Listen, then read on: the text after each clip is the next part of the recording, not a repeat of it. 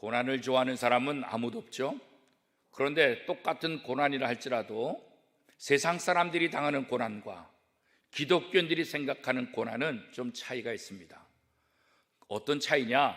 고난의 질이 다르고 고난의 무게가 다르다는 것, 고난의 숫자가 반복되는 횟수가 다르다는 것이 아니라 똑같은 고난이 오지만 그 고난을 대하는 태도가 다르다, 이렇게 말하는 거죠.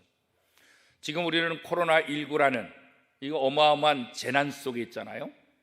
그러니까 이 재난 속에서 우리 믿는 사람들은 이 재난을 어떻게 생각하느냐, 또 믿지 않는 사람들은 어떻게 생각하느냐.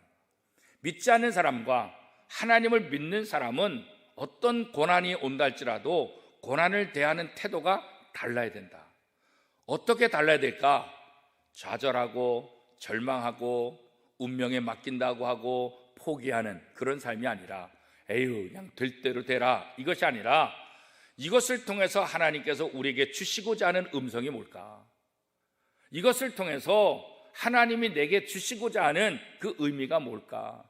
우리가 이 코로나19라는 이 재난을 통해서 우리가 하나님 앞에 더 어떻게 바르게 살 것인가? 세상과는 어떻게 바른 삶을 살 것인가? 이런 부분에 있어서 우리 자신을 다시 한번 되돌아보고 하나님과 나와의 관계를 다시 한번 되돌아보는 그런 면에서 고난은 믿는 사람들에게 있어서는 굉장히 중요한 기회다, 이렇게 말할 수 있어요. 그래서 어떤 사람은 고난이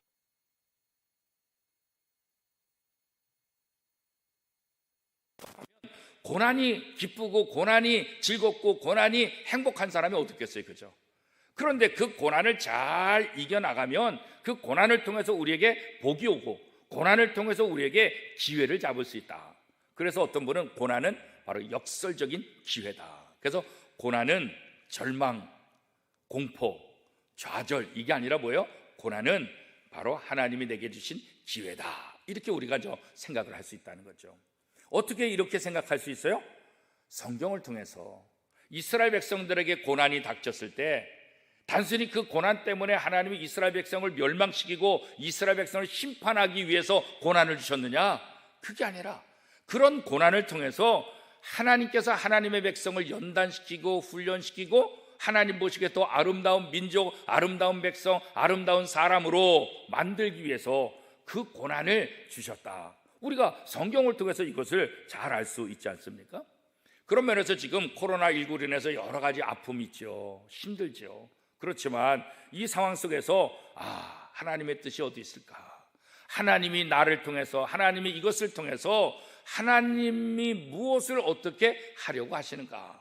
그런 생각을 우리가 조금만 한다고 한다면 이 코로나19 재난 속에서도 우리가 역설적인 기회를 잡고 또 하나님 앞에도 아름다운 신앙의 삶, 신앙의 열매를 또 보여드릴 수 있는 좋은 기회가 되지 않을까, 그런 생각을 우리가 다시 한번 해볼 수 있는 거죠.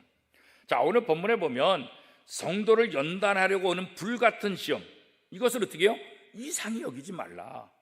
오히려 예수님이 우리에게 베풀어 주신 그런 여러 가지 은혜들, 그런데 그 은혜를 베풀기 위해서 예수님은 어떻게 하셨어요? 고난길을 걸으셨죠. 그래서 예수님이 걸어가신 그 고난의 길, 그 길에 동참할 수 있는 기회를 주셨다. 오늘 우리는 지금 사순절 기간을 보내고 있지 않습니까? 이 사순절은 예수님께서 십자가에 못 박히는 그 과정들을 기억하면서 부활을 준비하는 그런 주잖아요. 그러니까 이 사순절에 예수 그리스도의 고난, 순환이 얼마나 대단한가. 그리고 그 고난과 순환이 누구를 위한 것이냐? 바로 나를 위한 것이다. 어떤 의미에서 이번에 맞이하는 2020년도 사순절은 어떤 의미에서 더 뜻깊고 더 의미가 있는 사순절이다. 왜요? 코로나19라는 어떻게 해요? 그런 재난을 또 우리가 같이 경험할 수 있기 때문에 그런 거죠. 그렇죠? 그래서 하나님의 은혜를 우리가 더 깊이 경험할 수 있게 된다는 거죠. 자, 오늘 본문 베드로전서 4장 12절 13절 말씀 우리 같이 한번 살펴보도록 하겠습니다. 베드로전서 4장 12절 13절 한 목소리를 같이 한번 읽어보겠습니다. 사랑하는 자들아, 너희를 연단하려고 오는 불시험을 이상한 일 당하는 것 같이 이상히 여기지 말고 오히려 너희가 그리스도의 고난에 참여한 것으로 즐거워하라. 이는 그의 영광을 나타내실 때 너희로 즐거워하고 기뻐하게 하려 함이라. 자, 심지어 예수님의 이름으로 욕을 당하는 자는 어떻다고요? 바로 복을 받은 사람이다. 이렇게 성경은 이야기를 하고 있어요. 그래서 오늘 본문 베드로전서 4장 14절 말씀에 보면 어떻게 말해요? 너희가 그 이름에, 그 그리스도의 이름으로 치욕을 당하면 복 있는 자로다. 영광의 영 곧 하나님의 영이 너 위에 계십니다. 이렇게 말하고, 그러니까 예수 그리스도의 이름으로 고난을 당하는 사람은 어떤 사람이다? 바로 복 받는 사람이다. 이렇게. 예수 그리스도의 이름 때문에 고난 당하는 사람들은 장차 예수님이 영광 중에, 부활 중에 오실 때 그 영광에 동참할 자다. 성경은 우리에게 그렇게 이야기를 하고 있는 거죠. 예수님을 따르는 자들이 고난의 길에 들어서는 것, 이것은 뭐요? 선택이 아니라 필수다. 예수 그리스도의 제자들은 당연히 이 고난의 길을 걸어간다. 이렇게 얘기를 하고 있어요. 왜요? 예수님이 고난의 길을 걸어가셨기 때문에 예수님을 따르는 사람들도 당연히 그 고난의 길을 걸어간다. 이렇게 말씀하고 있는 거죠. 그래서 주님이 가신 길은 어떤 길이라 그래요? 넓은 길? 아니요, 좁은 길. 행복한 길, 평안의 길, 아니 고난의 길. 이렇게 얘기하고 있죠. 그렇지만 그 길이 뭐예요? 생명의 길이고 그 길이 뭐예요? 영광의 길이다. 그렇게 말하고 있습니다. 고난의 길과 영광의 길은 두 개가 아니에요. 하나라는 거예요. 고난의 길이 영광의 길이고 영광의 길이 바로 고난의 길이다. 하나님은 우리에게 그것을 보여주고, 누구를 통해서요? 바로 예수님을 통해서. 예수님이 걸어가신 그 고난의 길은 하나님 앞에 무슨 길이 되는 거예요? 영광의 길이 된다. 그래서 우리가 예수 그리스도 때문에 고난을 당하고 있다고 한다면 어떻게 해요?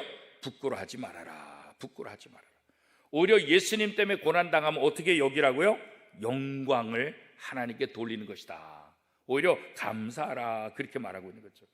자, 베드로전서 4장 16절 말씀에 이렇게 말하죠. 만일 그리스도인으로 고난을 받으면 부끄러워하지 말고 도리어 그 이름으로 하나님께 영광을 돌리라. 예수님 때문에 고난당할 때 원망하거나 불평한다고 한다면 하나님께 영광을 돌릴 수가 없게 된다는 거죠. 우리를 지켜보는 모든 세상 사람들이 그 모습을 보며 비웃게 될 것이라는 거예요.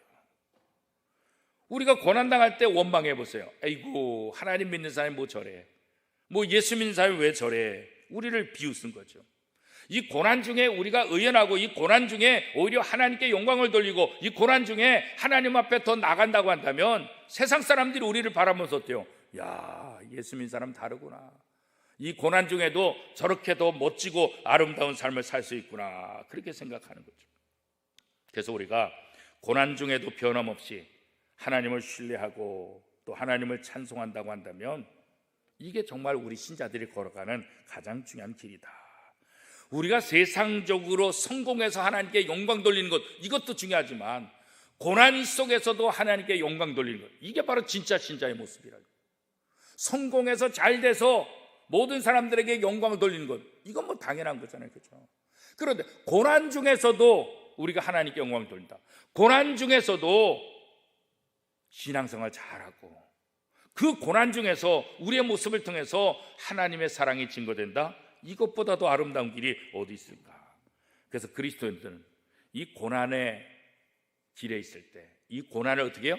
기회로 삼아야 된다. 어떤 기회로요? 하나님께 영광 돌리는 그 기회로 삼으라. 그렇게 말씀하고 있는 거죠.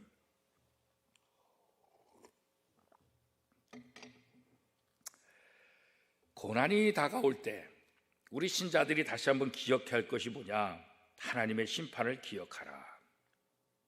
베드로전서 4장 17절에 보면 하나님의 집에서 심판을 시작할 때가 되었나니 만일 우리에게 먼저 하면 하나님의 복음을 순종하지 아니하는 자들의 그 마지막은 어떠하며. 하나님을 믿는 사람들이 심판을 받는다고 한다면 하나님의 말씀을 믿지 않는 사람들은 어떠하겠느냐? 고난 끝에 있을 때, 마지막 심판에 있을 때, 그죠? 4장 18절에 보면 또 의인이 겨우 구원을 받으면 경건하지 아니한 자와 죄인들은 어디에 서리요? 마지막 때 하나님의 심판을 받는 것이 얼마나 두려운가. 우리 믿는 사람들이 겨우 구원을 얻는다고 한다면 하나님의 말씀을 믿지 않고 하나님의 말씀에 순종하지 않는 사람들은 그 마지막이 어떻게 될 거냐? 심판대에 서서 하나님의 강한 심판대 앞에서 결국은 유죄 판결을 받고 그 심판의 대가를 지불하게 될 것이다. 바로 그 얘기하는 거 아니겠어요?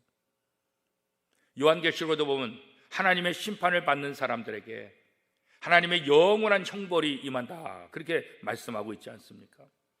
그래서 우리가 힘들고 어려울 때, 우리가 고난받을 때 다 편안하게 받는 사람이 세상에 있어요. 그죠? 힘들죠. 그럴 때 우리가 어떻게 되냐? 오늘 베드로전서 4장 19절이 이렇게 말하고 있습니다. 그러므로 하나님의 뜻대로 고난을 받는 자들은 또한 선을 행하는 가운데 그 영혼을 미쁘신 창조주께 의탁할지어다. 우리가 고난 중에서 가장 중요한 것은 뭐냐면 이 고난 때문에 절망하고 좌절하고 포기하는 것이 아니라 뭐예요? 창조주 하나님께 이 모든 것들을 어떻게 의탁하라, 맡기라, 그런 거죠. 예수님이 그러셨잖아요. 마지막에 아픔과 고통을 다 어떻게 해요? 아버지여 내 뜻대로 하지 마옵시고 아버지의 뜻대로 하옵소서. 하나님께 맡길 때 그 순간에 어떻게 해요? 그때 드디어 평강이 오게 되는 거죠. 고난을 통해서 하나님께 영광을 드리고, 고난을 통해서 장차 앞으로 이 땅에 임하게 될 심판이 무엇인지를 우리가 다시 한번 생각해 보는 거예요. 고난은 하나님께서 우리에게 주신 역설적인 기회이다, 고난은 축복이다, 이런 얘기를 우리가 많이 하고 있지 않습니까? 지금 우리가 사순절을 보내고 있는데 우리가 이 사순절에 종종 금식하잖아요. 그런데 올해 2020년 사순절은 우리가 금식하지 않아도 미디어 금식, 기업품 금식, 어떤 고난의 현장, 고난에 동참하는 거 이런 거 하지 않는다 할지라도 이미 코로나19로 인해서 우리는 이 사순절이 고난과 함께 시작되고 있고 고난 속에 있다는 것을 우리가 다시 한번 생각하게 되죠. 고난이라고 하는 긴 터널을 이 사순절에 코로나19와 함께 우리가 보내고 있는데 이 기간 동안 우리가 절망하지 않고 더욱더 하나님을 의탁하고 하나님을 의존하고 하나님께로 더 가까이 나가는 그런 기회가 됐으면 좋겠습니다. 야고보서 1장 2절 3절 말씀에 보면 내 형제들아 너희가 여러 가지 시험을 당하거든 온전히 기쁘게 여기라. 이는 너희 믿음의 시련이 인내를 만들어내는 줄 너희가 알미라. 그래요. 고난을 잘 받아들이고 나면 그 고난이 우리를 더 완벽하게 만든다. 코로나19와 함께 보낸 이 사순절을 통해서 하나님의 역설적인 그 기회, 하나님의 크신 은혜, 그 사랑을 다시 한번 발견하는 복된 시간들이 다 될 수 있기를 축복합니다.